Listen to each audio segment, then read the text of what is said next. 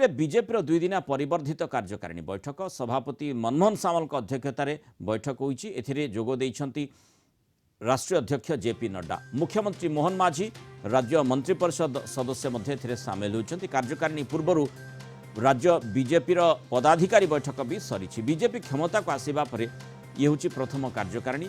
तेणु BJP action plan परवर्ती कार्यपंथा जो खसड़ा तैयारी हेबो उभय संगठन एवं सरकार को विभिन्न कार्यपंथा नहीं कार्यकारिणी रे तेणु आलोचना हेउछि।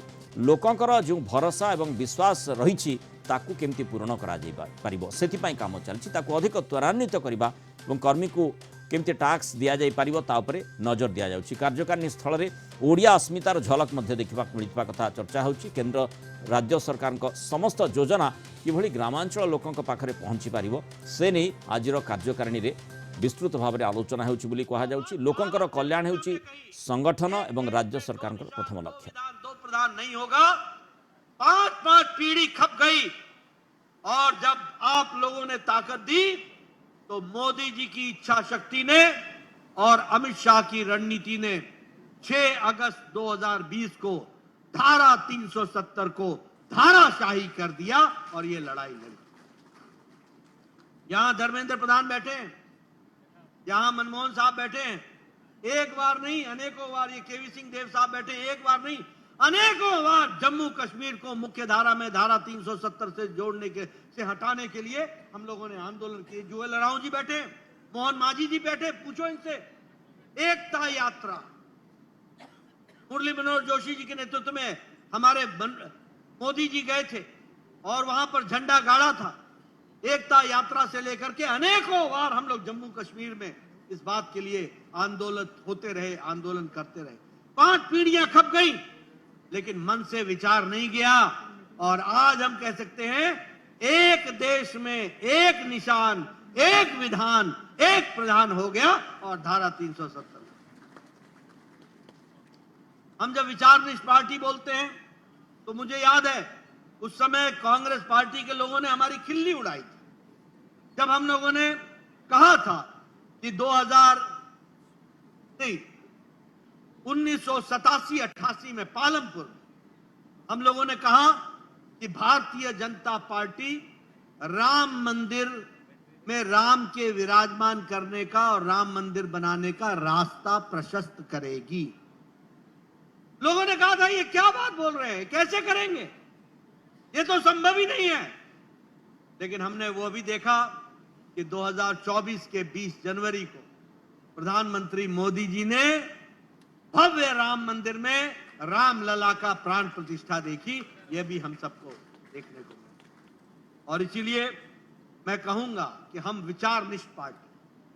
मुझे याद है मैं 80 में जब युवा एक छात्र नेता होता था, छात्र कार्यकर्ता होता था, तो हमसे लोग पूछते थे what is your economic model, what is your economic model, आपका इकोनॉमिक मॉडल क्या है, आपकी आर्थिक। और उन दिनों कम्युनिस्टों का बड़ा बोलबाला था और ये बड़े भारी इकोनॉमी के चैंपियन बनते थे।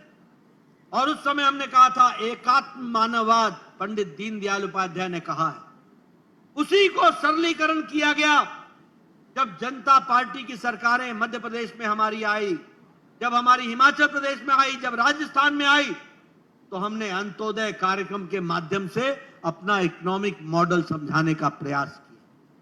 और मोदी जी ने बहुत सरलीकरण करके एक मंत्र, एक वाक्य में कह दिया, सबका साथ, सबका विकास, सबका विश्वास, सबका प्रयास। और इसी मंत्र को लेकर के हम आगे बढ़े हैं और इसलिए हम विचारनिष्ठ तरीके से आगे बढ़ रहे हैं। मैं ये भी बताना चाहूंगा कि हम कैडर बेस्ड पार्टी हैं।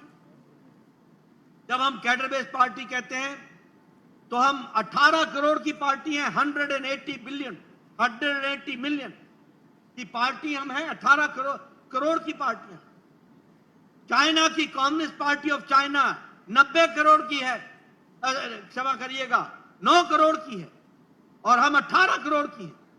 और आज भारतीय जनता पार्टी के कार्यालय में 60 से ज्यादा राजदूत आकर सिर्फ भारतीय जनता पार्टी को समझने के लिए भारतीय जनता पार्टी को समझ, यानी अब हम सिर्फ देश की पार्टी नहीं है, दुनिया देख रही है, दुनिया समझना चाहती है, दुनिया जानना चाहती है कि भारतीय जनता पार्टी कैसे काम करती है, 140 करोड़ के देश में ये किस तरीके से काम करती है, इसको जानना चाहते हैं।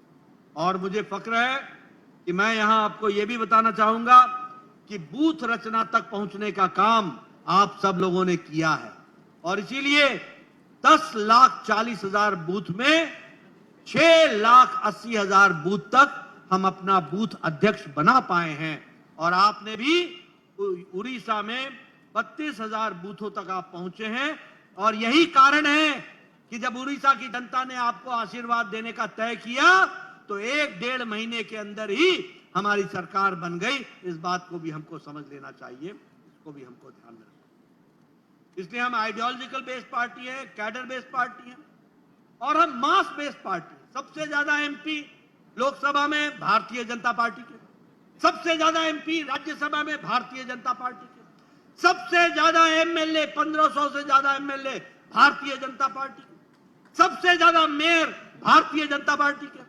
सबसे ज्यादा जिला परिषद के सदस्य भारतीय जनता पार्टी के, सबसे ज्यादा जिला परिषद के अध्यक्ष भारतीय जनता पार्टी के, सबसे ज्यादा ब्लॉक डेवलपमेंट कमेटी के अध्यक्ष भारतीय जनता पार्टी के और सबसे ज्यादा बीडीसी के सदस्य भारतीय जनता पार्टी के और सबसे ज्यादा प्रधान भी पंचायतों में चुने हुए हैं तो वो Bharatiya Janata Party. We have a mass following, हमारी मास फॉलोइंग है। इस मास फॉलोइंग को लोग लेकर के आगे बढ़ने का काम करें और इसीलिए मैं आपको यह भी याद दिलाना चाहता हूं, आप याद करो 2014 से पहले का देश और आज याद करो 2024 का देश। मोदी जी के नेतृत्व में 10 साल में क्या अंतर आ गया।